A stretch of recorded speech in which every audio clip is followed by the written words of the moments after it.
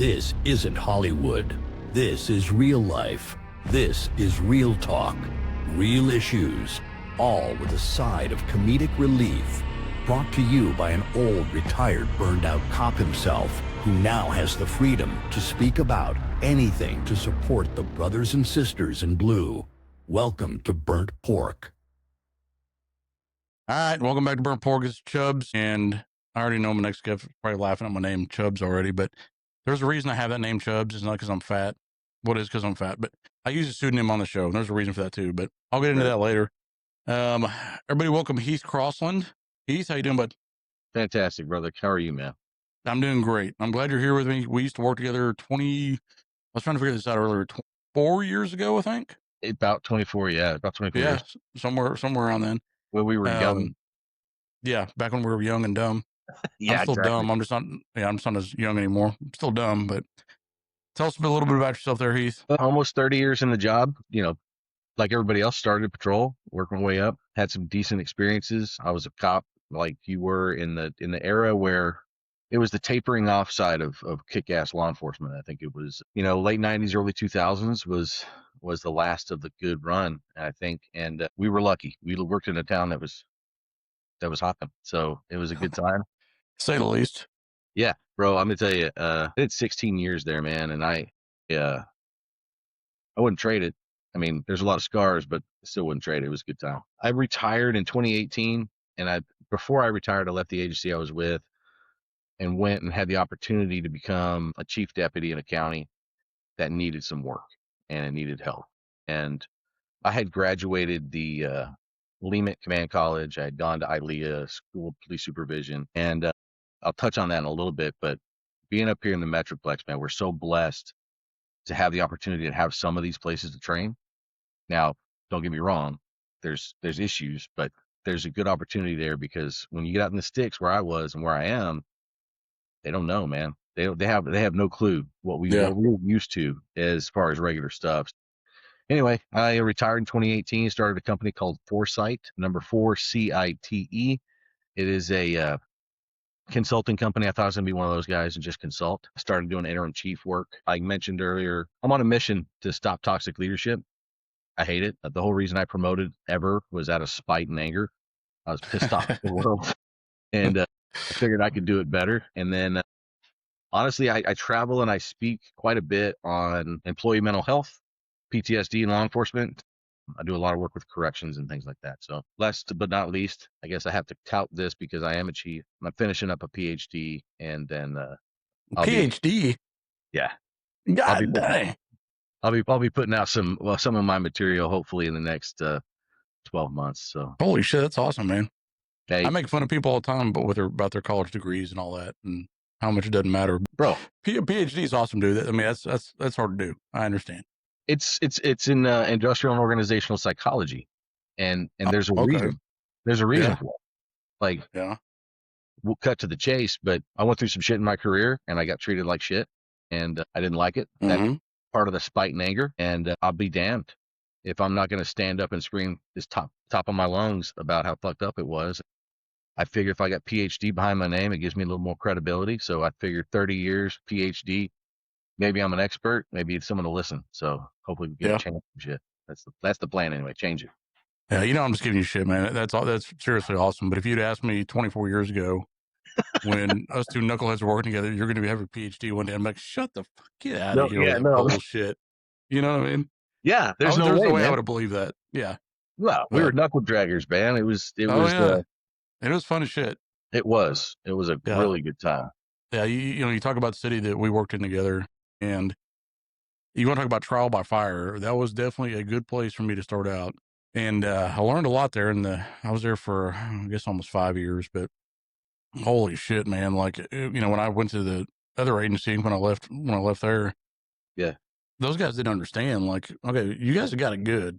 Right. Like, you have no idea. Like, we drive around all night and maybe answer 3 or 4 calls, at the agency I work for. And before then, I was like, man, we were humping all the time. And it was, and it was shit. It was shootings and homicides. And I mean, anything under the sun, we definitely did it there. And it was definitely a good learning experience. Good place to cut your teeth for sure. Oh man, let But me tell you, it was a great time. And if we get a chance, I'll tell the story. There's one story of you and I were in a call together, oh god, and it was a party, and we went through 100, 250 people outside. We drove down the street, we 25 real quick, and I said, "Hey man, look, we're just gonna run up there really fast with our lights and sirens on, and then we'll just see if they scatter." You remember that? And we rolled up hot in that son of a bitch, and then I mean, by the time we got out of the car, gunshots were ringing out, dude. And oh yeah. you and I got split up. I still tell that story. That was awful. We went to a park like a block over, and we're sitting there Yeah, talking about how the hell we get rid of all these people. right. And everybody, it was just me and you. Everybody else was tied up on calls and shit.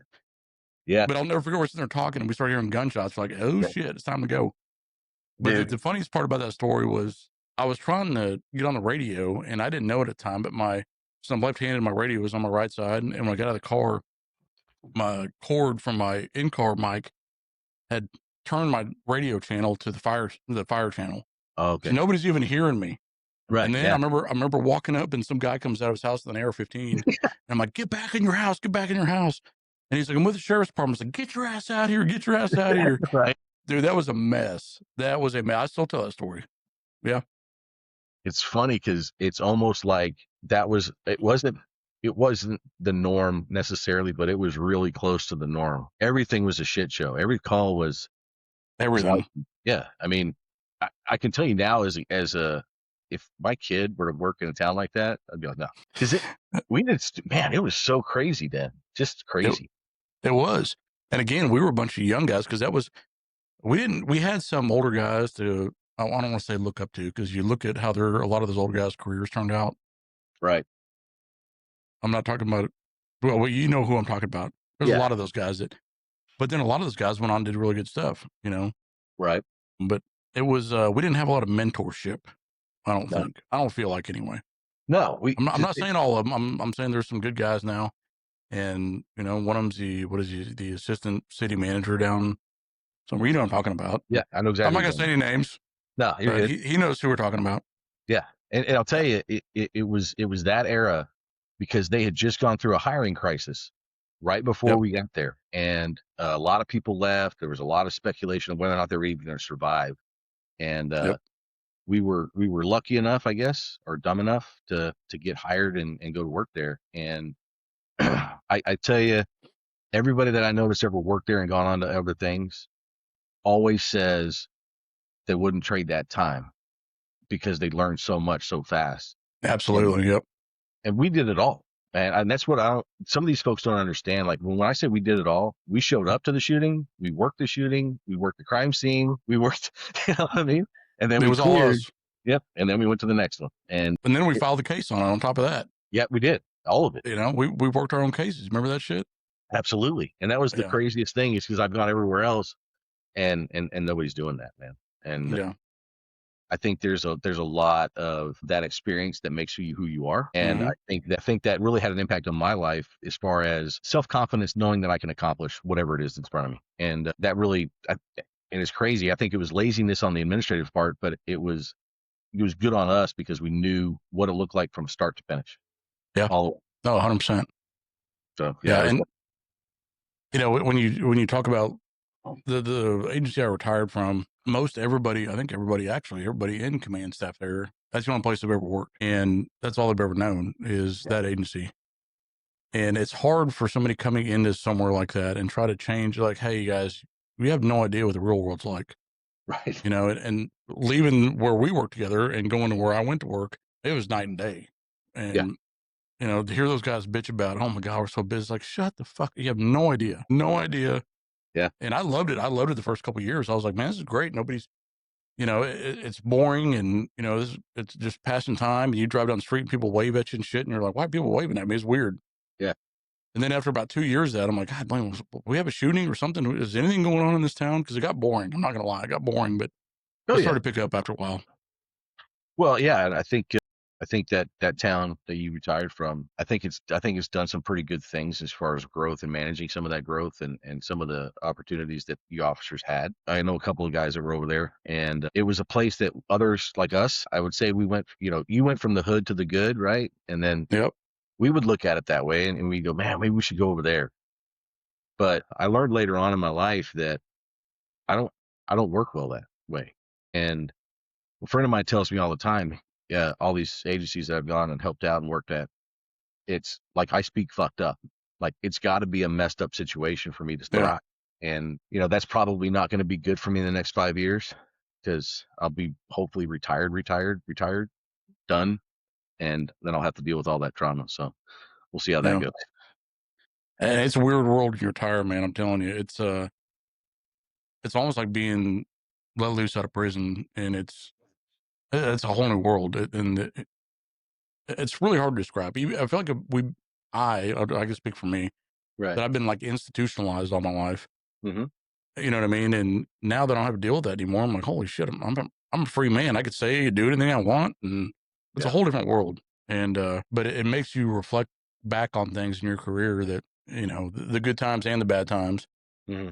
And I think you do more of that once you retire. You look back over your career. When you're in the shit, you're really not thinking about it. You're not really thinking about what you did. But once you retire, all that shit comes back like a fucking tidal wave, man. And it's interesting, just the mindset of everything. And because you figure when you retire, that shit's over with. Like you don't deal with it anymore. That's not necessarily the case. It's kind of the opposite No. of that. Yeah, it is. Yeah, I it's weird, man. I read a book. There's a guy named Dion Jensen. Excuse me. Dion is a New Zealand police officer, former military guy in New Zealand. When I retired in 2018, what I did is I came home and I took every opportunity to take my kids to school and pick them up. I, Mm, mi- I missed out on all that when I was in CID and SWAT. I never was home. And so I came back from that 18 months and I looked at it like a deployment. I came back, I was done, I was home. And that's what happened. All that shit started to fester and it yep. started to come to the surface. And I caught myself kind of in a little bit of a crisis. And so I just started trying to find answers, right? Why was I feeling this way? Why was I acting this way? And I found this book. It's called The Good News About PTSD. And it is a very easy read. And it talks about all of the elements that keep us alive in our job, all those cool shit that we do, all that switched on under stress. When you don't have that anymore, those things turn against you. Yeah. And they create the stress, they create the trauma, and or should I say the reactions are overdone, right? You're hyper vigilant, all those things.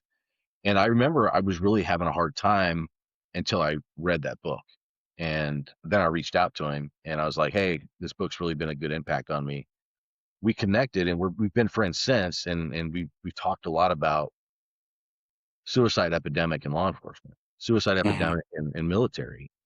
You know, um, I mentioned to my wife one time because still the same woman that's been with me my whole life, my whole career. Yeah, That's for absolutely, sure.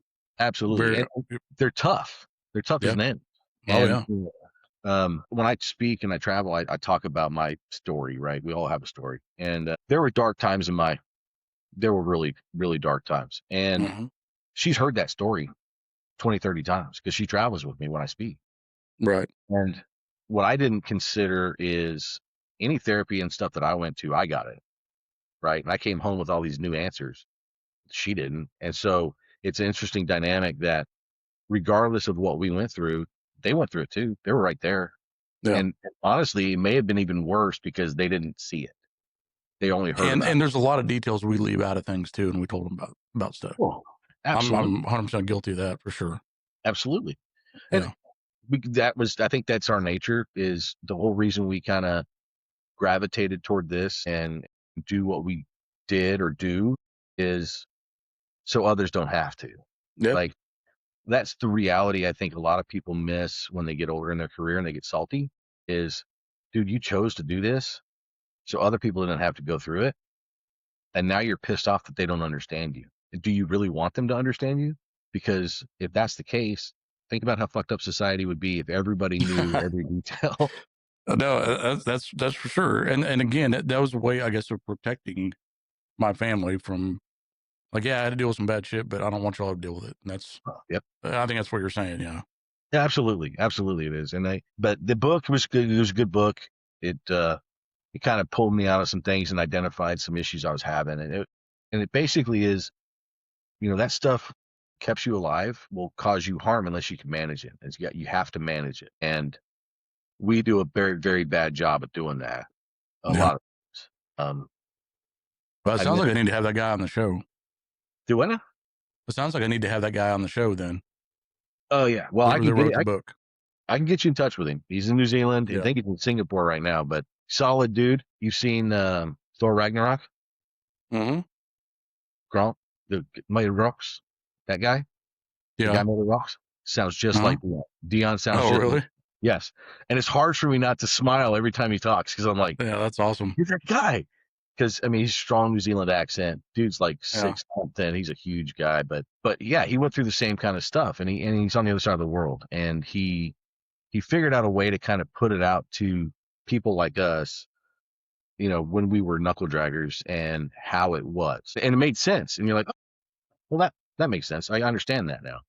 Yeah. And it's clinically supported. I think they're using it in some actual clinical situations up in Canada, but the fact that we as this community and law enforcement don't do a good job of taking care of the potentials.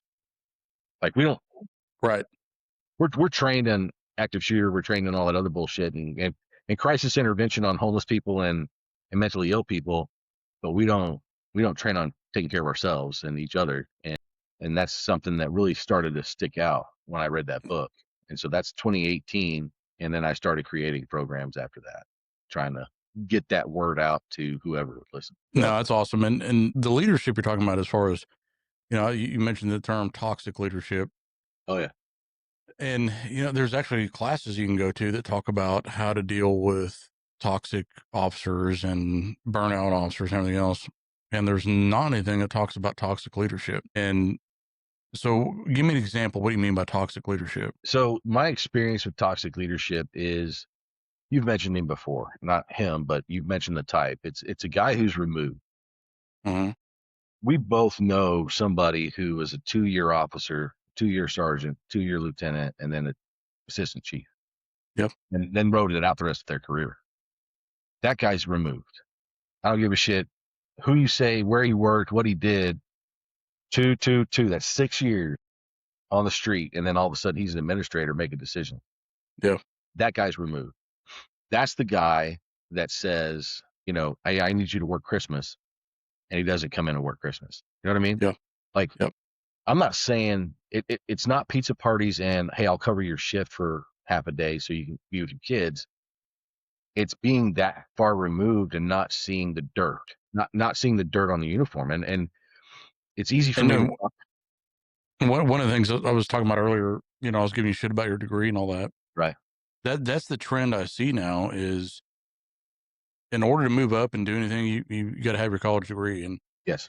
so the guys that you know, got out of high school, went straight to college, graduated college, and now they're on the PD for, you know, 3 or 4 years to PD, and then they're getting their masters and everything. Those guys get promoted now. Yes. It's no longer the cop's cop. It's no longer the guys that have been in the dirt and mud, like you're talking about. Yeah. And a lot of the times, I'm not saying all the time. I'm just saying that's my hang up with, you have a piece of paper, and I know people are so tired of me talking about that and hearing that, but it's true. No, you're I think it happens right. everywhere. You're absolutely right. I didn't go to college until I retired. So I retired in 2018. I haven't stopped going.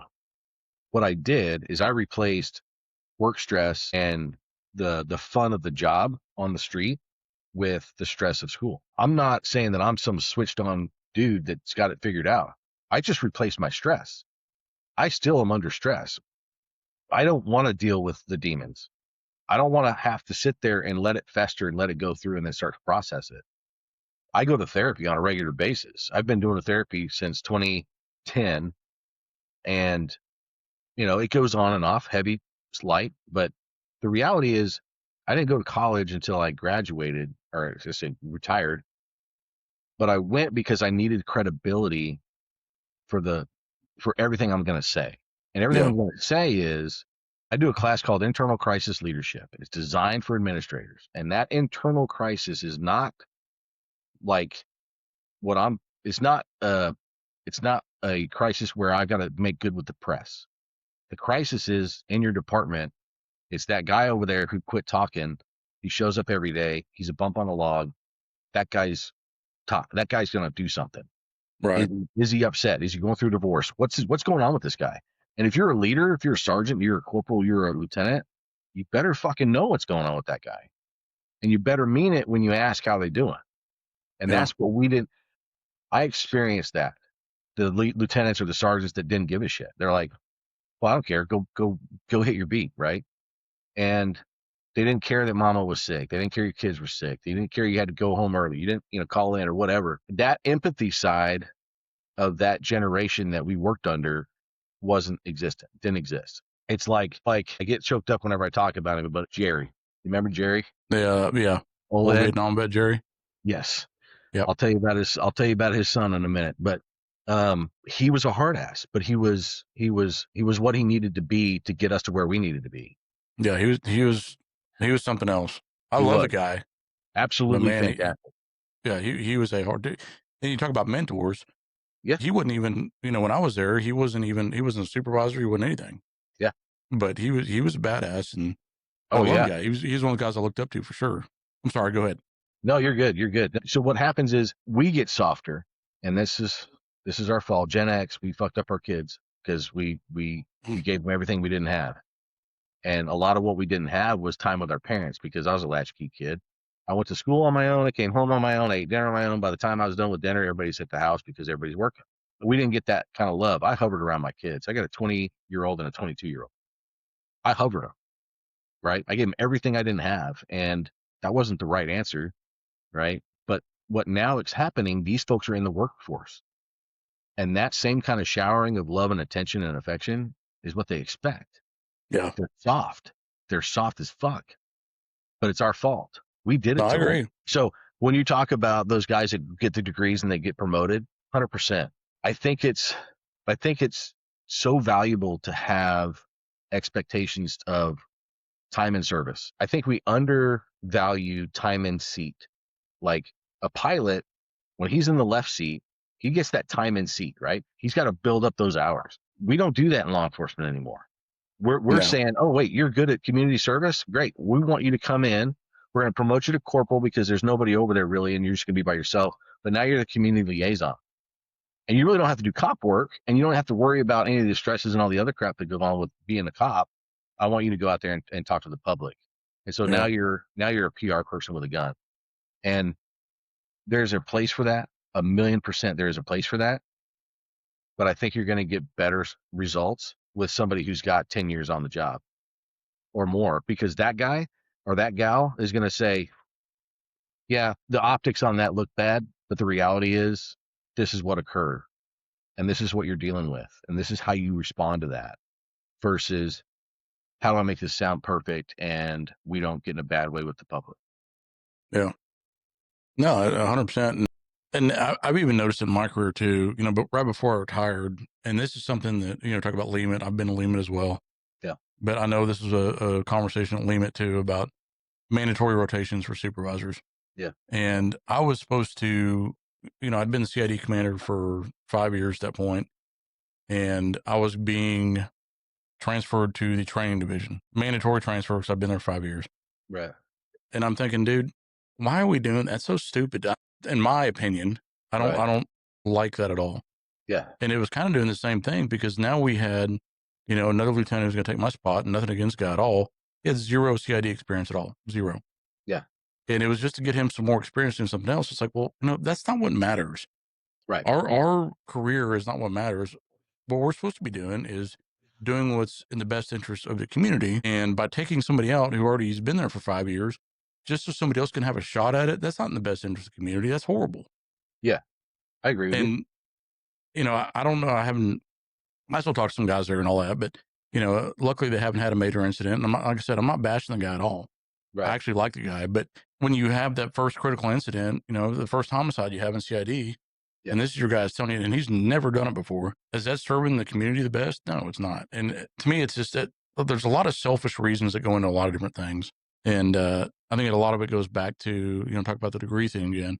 Yeah. A lot of it goes back to chiefs want their department to have what they call a good resume. Yeah. The entire department to have a good resume, so that goes back to your degrees, and everybody's well-rounded. Everybody's worked this and that. And that's not the reality though. It's really not. And we've gotten so far away from putting the best people in for that job, the best people in the best jobs, and letting them do their thing. And now just, hey, we got to give everybody a chance. We got to give everybody a chance to do whatever. That's not realistic. Anyways, were you taught that at Lehman too? Yes. Yeah. And I listen to those stories, and I, I've been to a lot of those classes where they tell you to drink the Kool-Aid type stuff. And here's a reality. I'm a chief in a small agency, relatively small. We're about 20 people plus. Here's a reality, man. We have come to the conclusion that if you want to do something in this organization, we want to train you. We want to give you the best training possible. But here are your options: admin, patrol / traffic / whatever, or CID. If you choose a career to promote after you promoted a sergeant, if you choose to go CID, admin, whatever it is, then we're not going to send you back to CID, right? We're going to send you down the administrative trail, or we're going to send you down the patrol trail, because I want the best leadership in each division. And the reality is, our agencies can't afford to cross train everybody like that. I can't afford to send you. Like, I was blessed. I got out of CID. That's a whole other story. I involuntarily transferred, and I ended up in traffic, where I ended up back in commercial vehicle enforcement, which, bro, hey, where I was at in my head, greatest place I could have been. But I was in there for less than a year, and they moved me back into CID as a sergeant. And I'm like, I don't want to go back. They're like, you're going back. I'm like, I don't want to go back. Yeah, you're going back. But what about this? I got to do all these inspections. I like this. This is fun for me. They're like, yeah, okay, you can still do that, but you got to do this too. I'm like, bullshit, man. It's really sucked for me ultimately. But when I hear about cross training, the way I interpret that is, as a lieutenant in CID, your sergeant should know your job. That's cross training. It shouldn't be. Right. I don't think a lieutenant from patrol needs to know how to do a lieutenant in CID's job. Right. They should have probably thought about that earlier in their career, that they wanted to be a detective and learn about those things. But can you spend a couple weeks there? Can you spend a month there? Some agencies are doing that, where we'll let you come in and do a 2-month hitch on CID, on call rotation, see how they file cases, see how they do things. Makes you a better rounded officer, I believe, because you understand the whole dynamic. Yeah, absolutely. But that's where it's at. It's down there on that lower level. When you get up to the administrative level, and you know it as well as I do, once you hit lieutenant, your obligation starts to shift more toward the organization than it is to the daily operation of the man and getting to know your people. And that's not necessarily a good thing. I'm hands off on that. I try to get to know all my people best I can, but I also know that I'm not the cool guy in the room.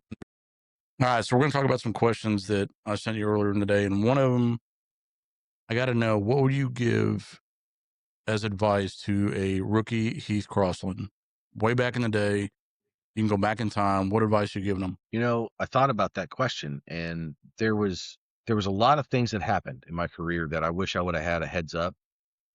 But I think if I would have, I wouldn't. You know what they say. I wouldn't have got what I got out of it. And if I were to tell him anything, I would remind him, number one, that yes, your job is life and death, and there's a lot of shit you're going to deal with, but don't take it all so seriously. Like, don't wear it. Don't take it on so much. Like, and it's hard to say that to a young officer who's there to fight crime and save the world. But as an old head, I look back and I go, there was so much that we did out of compassion that ultimately didn't serve us. It didn't serve anybody. All it did is give us scars that we had to carry on the rest of our career. Right. And I think I'd probably tell him not to take it so serious. And then I would also, I'd also revert back to the military abbreviation. Be careful of your Blue Falcon. Be careful of that guy on your shift, because inevitably, you're going to trauma bond with everybody on your shift. You're going to go through some shit. You guys are going to get to know each other. But you always remember, regardless of how much shit you go through together, you're not all friends. You know what I mean? And they may not all have your back. And if he has a chance to step on your head to get promoted, he's gonna. And I really, really felt that when I left the agency we worked at. I'd given blood, sweat, tears, literal blood, sweat, and tears, and thought I was part of something I wasn't. And when the option came up to leave, I expected a different response, and I didn't get it. I was shattered, man. I was fucking shattered. Yeah, and that's when I retired, it's kind of the same thing. It's kind of I don't want to say everybody ghosted me. There was my buddies that I still talk to and everything else, but all these people that were supposedly with you in your career, Yeah. you find out later like they didn't give a shit about you. They didn't give a shit about, and you find that out when you retire for sure. The people that actually gave a shit, and the people that I was just their boss, so they felt like they had to be nice to me, kind of thing. You know what I mean? 100%. And it sucks. It's especially when you're done like I am. I mean, I'll never wear a gun and badge again. I'm done with it. I Right. promised myself that when I hung it up, that is not the life for me anymore. And I'm glad it's not the life for me anymore. I'm proud of what I did and everything else, but it's sad because there's guys that I was in the military with, 27 years ago, that I'm still really good friends with. Yeah. But not guys that I worked on the street with for 20 something years, whatever it is. Yeah. It's just crazy to me that just kind of goes away. Man, you're just a name on the wall. Then life moves on without you, basically. That's been a tough pill to swallow. I'm not gonna lie. I'm not gonna sit here and be like, oh, I'm fine, whatever. It's true. It's been a tough pill to swallow. And you're right. Everybody's not your friend, and everybody's got their own agenda, and you definitely find that out when you retire. You find out who your friends are. Yeah. Well, I'll tell you what, critical incidents do it too. I assume that I was involved in a pretty big shit show in 2010. Yeah. That resulted in one of our officers dying. And Yeah. whether or not you want to say what I perceived as the truth, I'll give them that. Whether or not you want to say that, you may not agree with me. I don't care. If you know me, if you know what's going on, you may not agree with me. But I came back after some administrative leave time and was trying to get back in the swing of things. And unfortunately, I wasn't right. And I saw things a lot different than when I left. The guy who I was before the critical incident and the guy who I was after that critical incident, totally different people. And I felt like I saw through bullshit, like immediately. And I could see who was genuine, who wasn't. And it broke my heart because I felt like I had given so much, or I felt like I was part of something. And then the reaction I got was not supportive in certain areas. And I'll give them an out, and that is they weren't educated. They didn't know. And that's what I'm trying to do now is educate that when your buddies go through these critical incidents, man, the last thing you need to do is the hospital avoidance, right? Your buddy goes to the hospital, nobody goes check on him. We don't want that shit on us. It's bad luck. Yeah. When your buddy's on AL, administrative leave, nobody calls him because right. If you're civil service, you could get screwed on that deal because someone's going to hand you a Garrity and go, "Hey, what'd you guys talk about?" Yeah. But the reality is, you're out on your own, and when you come back and nobody knows how to talk to you, it gets weird. It really does. Yeah, and that same incident you're talking about in 2010, that was a weird deal for me personally because I had such like mixed emotions about that. One, and sounds really weird for me to say, but I wish I would have been there for that incident. Yes. And that sounds really, because I've only been gone, 4 years when that happened? Yeah. And obviously I knew him. I used to work shift with him and, everything else. And I knew all the guys that were involved in that incident. Yeah. But also on top of that, though, there was kind of a guilt thing that I wasn't there. You know what I mean? Yes. There was a guilt that, not that things would have been different, but I'm thinking, okay, what if I was there? Would things have been different? I'm not saying I'm a badass or anything like that, but I had a bad, guilty conscience about that whole thing. And part of it was, we talked about working in that city was such a shit show, and we were all pretty close knit. And in all honesty, I was closer with the guys in that city than the agency I retired from. And the agency I retired from, I was there for 19 years.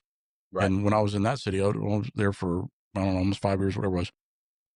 But I felt closer to those guys on the street there because of critical shit like that we went through. Yeah. And I had I felt like I had abandoned everybody when that happened. You know what I mean?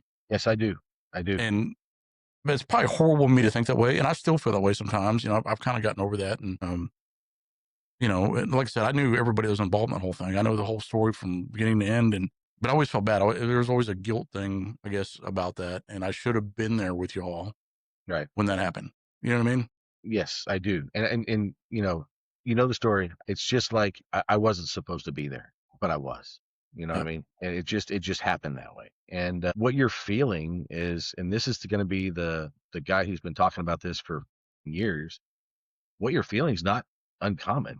Like, I'm gonna tell you this right now, and this is no bullshit. And anybody who wants to argue would go on your show and we can argue about it.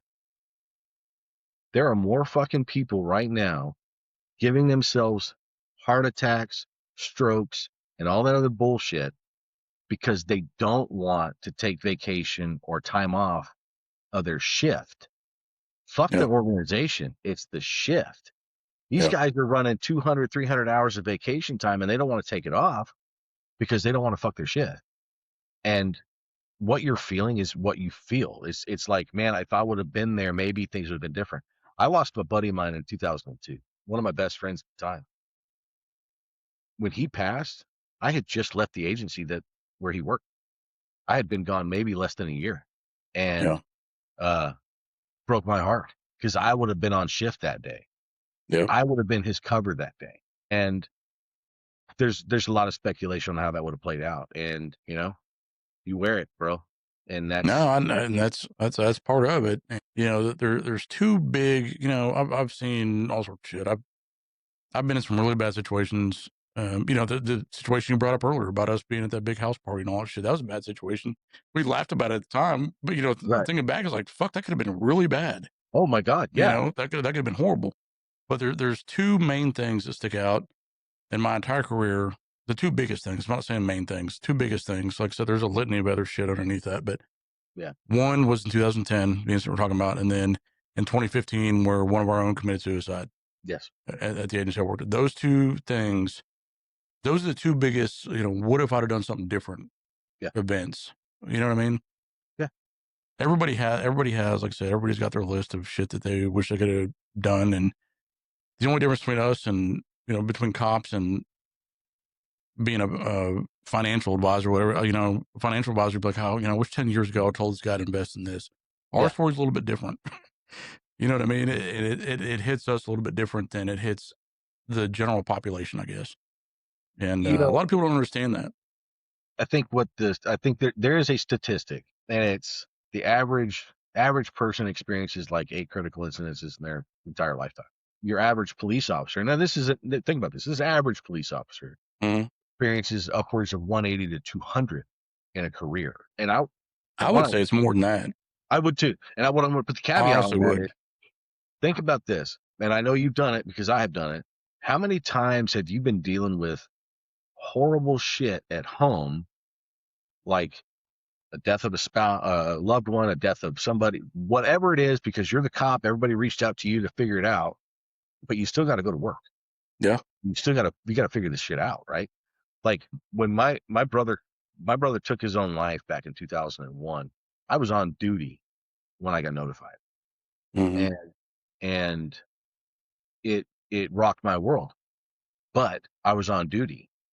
So that mindset, when I was on duty, I traveled through it. I walked right on through it. Yeah. It took me, it took me almost 17 years to grieve that incident. Yeah, because you got to put that frickin' face on. You just got to keep moving. Yeah. Yeah, you got to keep going. What you got to do. Yeah. And, I tell a story where I went into a house fire. I'm not a fireman. God love him. I'm not a fireman. I went into a house fire at a real small agency before I went to the town we worked at. And I low crawled through this house looking for the lady in the house. I crawled out of that house, sucked on a bottle of oxygen while directing traffic, and then finished the shift. Smelling like embers and smoke and plastic and all the other crap. And when you look at your average citizen, that doesn't happen in their job. They didn't just literally walk through fire and then go answer a call about a cat in a tree or some bullshit. You know what I mean? Yeah. And or give CPR to a baby and then go to Right. somebody got their wallet stolen. Oh, You know yeah. what I mean? Yeah. And then they're like, how come you don't seem interested? Because I'm not. Yeah, exactly. I mean, your wallet's stolen, dude. You're fucked. We're not going to find it. Yeah. So, Yeah. yeah, I mean, our careers define a lot about who we are as a character. They give us a lot of character. The problem is, at the end of that show, when you start getting ready to the end credits of your career, you're still in that mode. There's no assistance for that, bro. There's Yeah. nobody out there talking about, hey, yeah, how long till you retire? GML will tell you, hey, man, you got 5 years to retirement. Hey, let's talk about investments. Let's talk about this. Let's talk about this. Shit. But nobody's fucking talking to you about, hey, bro, when you sit alone in the dark after you retire, that shit you suppressed 15, 20 years ago comes back. Yeah. I tell you, it's like having a piece of metal in your skin. Eventually, it'll work its way out. When you retire and you're done suppressing that shit, it works its way out. And you got to process shit that you haven't thought about in 15 years. And nobody understands that. Military might understand it a little bit, but man, it's a fucking unique show. And it's not only that, it's I don't miss the job. I don't miss the bullshit. I don't miss dealing with command staff and everything. I don't miss any of that bullshit. Well, I miss the people, obviously. Yeah. Some of them, not all of them. Some of them. Yeah. But I miss the, especially working CID the last few years. Yeah. I miss having a major incident, and I'm the one responsible for that. I am in charge, and I'm the one responsible for that. And there's not a greater rush, I don't think, that you can have than dealing with a critical incident where lives are on the line, everything else. And then when that's just gone, it's like, well, fuck, now, and now where do I get that from? There's no tape. Yeah, there's no taper off. Like I know a guy in the military who gave me an example one day. He said, I'm kicking doors in whatever third world country he was in, and within 72 hours, he's at his house in Metroplex Fort Worth trying to assimilate to Wheel of Fortune on the TV, the kids screaming, the cooking going on in the kitchen, right? And he's like, this is not what I've been trained with or been dealing with for the past 6 months or whatever. We do a very poor job of preparing ourselves for our exit. That's why we die 2 years in. That's why we die 5 years into retirement. I had a conversation. I ain't dying. I don't give a shit. They're gonna have to deal with me for a while. I don't give a fuck. Well, my plan, sir, is to retire and call the cops on every piece of bullshit trash. Absolutely. Every dog, every cat, everything. Yep. 100%. I was talking to my wife about, there's so much effort put into, Colonel Dave Grossman, right? The warrior mindset guy. Oh, yeah. He does a talk about how there's so much effort put into fire retardant doors, fire retardant walls, fire. Nobody's preparing everybody for what's happening now in society, which is these active shooters and all these horrible things, right? We look back and we go, what are we doing with our assets? These cops and people that firemen, the EMS, even animal control that are out there doing the job and seeing grotesque, horrible shit every day. Those people are assets at the time they are doing service. But once they've served their position, it's like a battery. They just pull them out, throw them in the trash, they put another one in, they keep going. Yep. 100%. We are not, as an organization or as a whatever fucking career field, doing our best to take care of our people. Now, what I mean by that is, you are probably inundated with awareness. You've probably been told 1,000 times on 1,000 different channels, on 1,000 different ways, hey, there's a suicide epidemic. And hey, we got to worry about PTSD in law enforcement. Hey, we got to, nobody is saying, hey, we need to implement this program at about year 19, and they're thinking about retirement. Yeah. We need to start talking about how we're going to process these things. Do they not owe it to us? No, 100% they do. 100% they owe it to us. And you may be onto something there. That may be something that, that Heath Crossland can start teaching around the country. That's for an exit plan. I mean, and My retirement situation was a little bit different, and like I said, I'll tell you about that after the show. But I didn't have a chance for an exit plan. Right. But even if I don't think anything would have been different, even if I had a plan, the reality is still the reality of what it is when you're gone.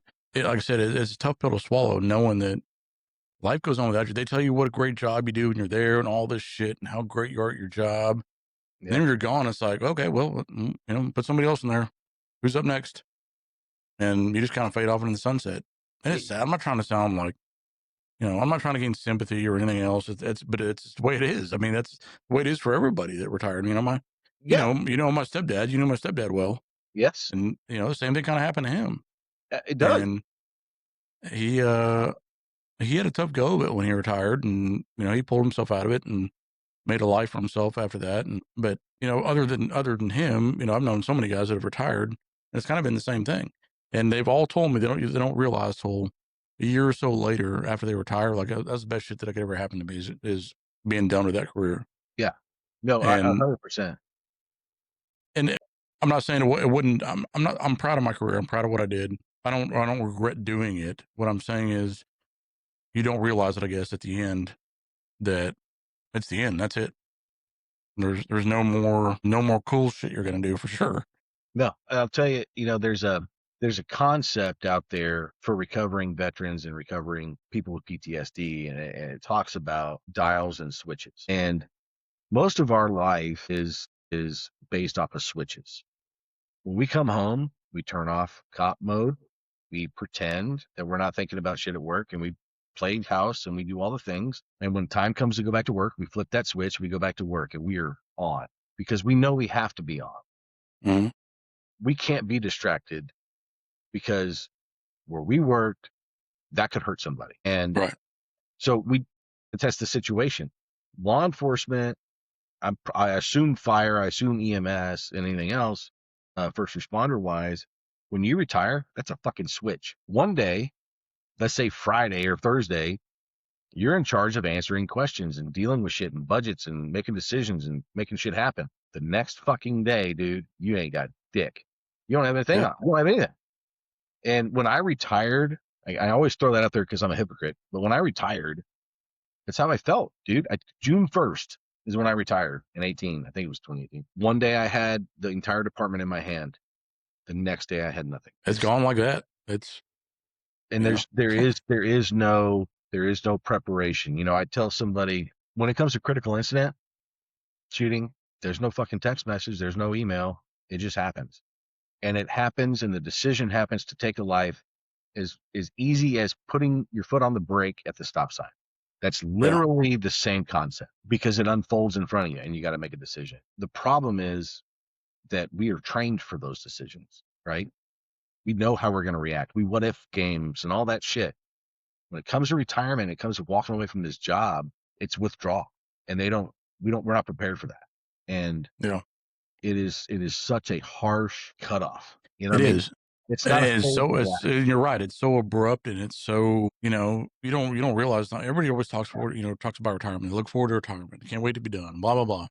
And then when it gets there, it's like, shit. I'm not involved with this anymore. This thing has been part of my life, or the majority of my life, for the last 2 decades plus.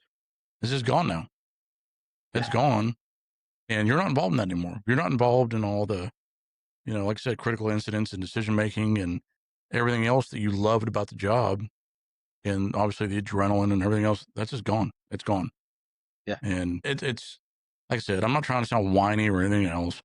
I'm just saying that's the reality of it, and it takes a while to learn how to deal with it. Well, and I'll tell you, the fucked up part is we all deal with it alone, because we are, and you have your ride or die at work, and you guys may be best of friends at work, but the reality is that job is all that keeps you together. And when that's gone, and you're not in front of them every day, that tapers off. It just fades away. And I don't think it's malicious. Like, these guys aren't ignoring you out of No. I don't think it is either. 100%. I don't think it is either. It's they're focused on the next mission. They're focused on the next thing. And I bet if we were to sit here and talk to some veterans that have done the same shit, it's like you step off that merry-go-round, you're off. That's it. But it keeps going. The merry-go-round keeps going. 100%. Yeah. And they're still spinning up. They're still doing their thing. They're still answering calls. They're still doing the shit. And you're a memory. And if something cool happens, they're gonna go, hey, I remember this one time so and so did X, Y, Z. But that's it, bro. Yeah. And God, I don't know. I feel like we're getting depressing about shit. I was hoping this is gonna be a lot funny. I was hoping this is gonna be a lot funnier episode, especially with you on here. Well, Like, God, come on, Heath. bring me back. Well, No, it's true though. It's true. it is 100%. Everything we're saying is 100% true, and we both know it. And the only reason we both know that is we both had that career and that experience that we could talk about it. Yeah. If I was trying to have this conversation with somebody that's been in the job for 5 years, they would be like, "You're completely full of shit. You have no idea what you're talking about," you know. And that's the only reason I guess we could talk about it. And the listeners out there, half of them are going to be like, "These guys are dumb as shit. They have no idea what they're talking about." Yep. And the other half are going to be like, "Yep, you know, I've been there. I understand." But that's, what's fucked up even more about that. That's the reality of life, man. Hey, these kids Yeah. don't understand it. They won't understand it until they're in it. And the old heads that are still holding on to that little bit of whatever, we're all in the same boat, man. We've all been through it. And Yeah. every single one of us, we go back to 20, 25 years old in that time frame, and they go, hey, man, we're going to give you a job, and we're going to pay you a decent salary. You get to drive fast, red lights and siren. You get to kick doors. You get to fight motherfuckers. You get to deal with crackheads. You get to deal with all this cool shit. This is a front row seat to the demise of mankind. This is the best fucking circus in the world. Every single one of us would say, I'm in. Oh, hell yeah. Hell yeah. It was a great. And it was the greatest, especially where me and you worked together. That was the greatest show on earth, man. 100%. That's the greatest show on earth. And I tell people about those times back then, that city we worked in, and people don't understand, there's Dallas police and there's Fort Worth police. And yeah, we were in a very, I don't want to say bad part of town. We were in a very busy part of town. Yeah. It wasn't Dallas. It was a suburb of Dallas. But it was just us. That was the difference. Yes. We didn't have, 50 other officers and come back us up. No. It was us. It was 4 or 5 of us are on the street at the same time. 4 or 5 of us. And the shit that we get into, and it's like, oh, this is it, guys. This is all we got. Yeah. Yep. It's crazy. Absolutely fucking crazy. We did that back then. We, luckily you and I got out of it unscathed for the most part. Yeah. I'm not saying completely unscathed, but we were lucky, man. We were. Looking back on that, we were lucky. We were. And I will say this as a chief, and I know we've been talking for a long time, and I look at these guys now that I hire, and I hired a guy the other day that's 21 years old, and that my daughter's older than him, and I literally have boots older than him, right? And so I look at these guys and I think about what they saw growing up. Like what were these kids raised on? Yeah. Let me tell you what they were raised on.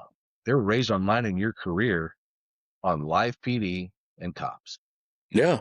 And they think when they get into the job today, they're going to do what you and I did. Shit. That shit ain't happening, Jack. That shit ain't happening. Trust me. I'm going to tell you, that shit ain't happening. No. Because not in this day and age. No, it's a different world. It's a different 100%. World altogether. And it's not, and it's a different world because we are so divided in the concept of rule of law, right? Like your average Joe, even the liberal people that are fucking with ICE and all that shit, they still are going to call you for help. That's what's fucked up. They're going to call you for help. And the minute you show up, they're going to critique everything you do, and they're going to question everything you do. But they're the ones that called, and they're the ones that needed your service. And these kids don't get it. And they think they're going to be able to go out there and be police, and it's not really the same job. You're a social worker.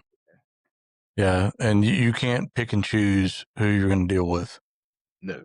And I will say this. I'm going to, talking about picking and choosing, I'll never forget, in the city we worked in together, going to a call, and you talk about how things were different then than they are now. And it was a bullshit. I think it was I don't want to say bullshit. I think it was a domestic violence call, something like that.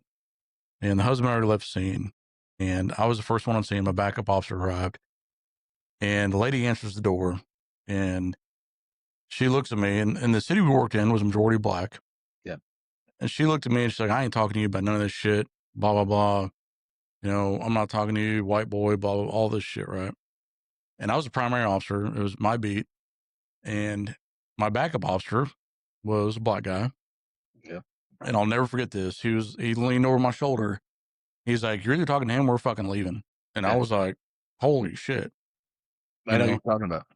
Nowadays, they'd be like, "Okay, well, let me get you a different officer to come talk to," and blah blah blah. Yeah. But back then, they're like, "Hey, you're talking to this dude, or we're gone." Like that's just the way it is. And to me, that's a good example of how the world has changed. It is. It is. We have catered to special treatment. Yeah. Where. And it's not just about race; it's about anything. It's about everything. Yeah, it's about any sociological. Was that a word? Sociological. Sociological. You're almost got your PhD. Is that right? It's socioeconomic. Socioeconomic, and or you just want to say okay, go ahead. Protected class. Okay, protected class. Okay, I don't. That covers everybody. That's not everybody. Okay, whatever. Anyways, now you have to kind of, adapt what you're doing for any kind of protected class. You do, and it's a scenario. It needs to be like that. It's a no-win. It's a no-win situation. When you call the cops nowadays, and you get to pick whether or not you get a social worker or an actual cop, and the same person shows up, and you got to go, what hat am I wearing? You want me to tell you how to raise your children? You want me to tell you how to keep leaves out of your neighbor's yard? How do you want me to do with this today? Yeah. And back in the day, that same guy that leaned over your shoulder ended up being my supervisor for quite a while. And I remember. So you know who I'm talking about. I'm calling him on a regular basis saying, hey, these people don't want to talk to me anymore. Yeah. And he'd show up and he'd be like, I'm the supervisor on duty. What's the problem? Blah, blah, blah, blah, blah. He's like, all right, cool. He's going to handle this or we're leaving. And it was the same scenario. And so I'm not saying we had it bad, and I don't want anybody out there looking at us going, oh, well, you're saying that you guys had it. No, it was a great place to work. We had a great time. Yeah. But the reality was the reality. And that town was a hard town, and there was expectations. Sometimes when the white cop showed up, they didn't want it. No. That's just reality. And I will say this too. Probably what do you think? Half of our agency was probably black. Yeah. Oh yeah. Probably about then, right? Nobody gave a fuck about that between us, between the officers. We all had each other's back. Nobody gave a fuck about that. Right. Because we were all there in the shit together. Yeah, we all had each other's back. There was never, I don't remember a time, and there may have been a time, I don't know, but I don't remember ever a time there was any kind of animosity between different races within the police department having issues with each other. And there may have been a time, I don't know. I just never saw it. I didn't see it either. I know that there had been some influence outside. Yeah. To try to make something out of nothing. Yep. But as far as reality, no, man. We all showed up to the same call. We all fought the same people. We all did the same shit. And we all helped each other because we needed to be off by 6. Yeah, because it was just us. And that's it. And that's exactly what. It was us. That's exactly right. Oh, man, we could talk for freaking hours, dude. I swear. We probably could.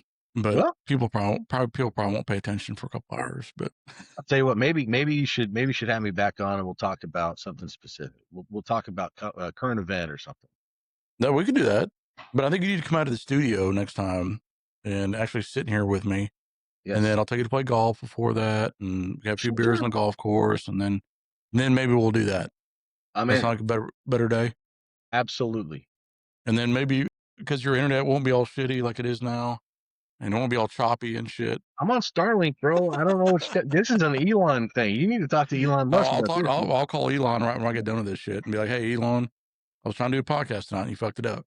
Yeah, that's what happens when you live in the sticks, bro. Yeah, I know. All right, everybody. Well, I appreciate you watching. Again, Heath Crossland. I knew he'd have some interesting things to say. It was a great conversation. He'll definitely be back. Awesome. I'm gonna put him on the roster. One of my go-tos. You're going to be in the bullpen for me. That works. So, yeah, I mean, for sure. So, appreciate everybody, and we'll see you next time. Again, this is Chubbs. You're listening to Burnt Pork. And make sure you follow us on all the socials, all the bullshit socials, the Instagram, Facebook, TikTok, all the good stuff. And send me a message if there's a topic you want to talk about on the show. Heath, close it out. What do you got, buddy?